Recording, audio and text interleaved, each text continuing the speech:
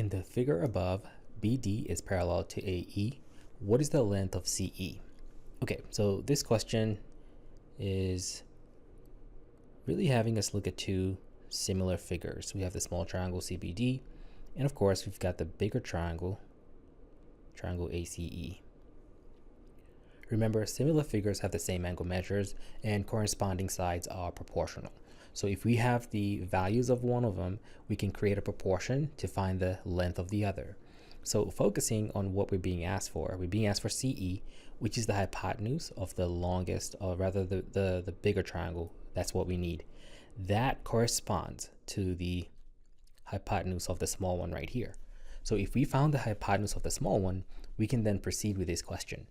So using Pythagorean theorem and the small triangle, we can say 6 squared plus 8 squared equals the unknown side squared. I want to say c squared because it's the hypotenuse. So 36 plus 64 equals c squared.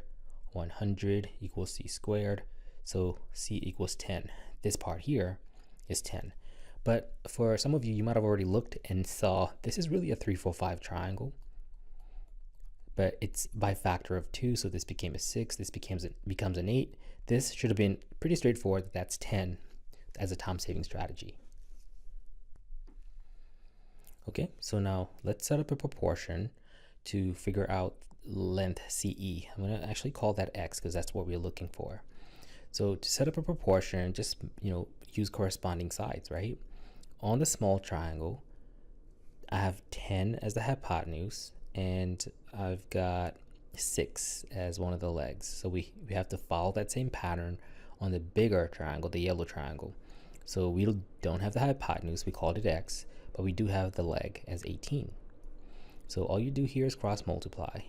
We end up having 6x equals 180, divide both sides by 6. Therefore, what we were missing is 30. CE is 30. Boom, shakalaka baba. That's the end of that question.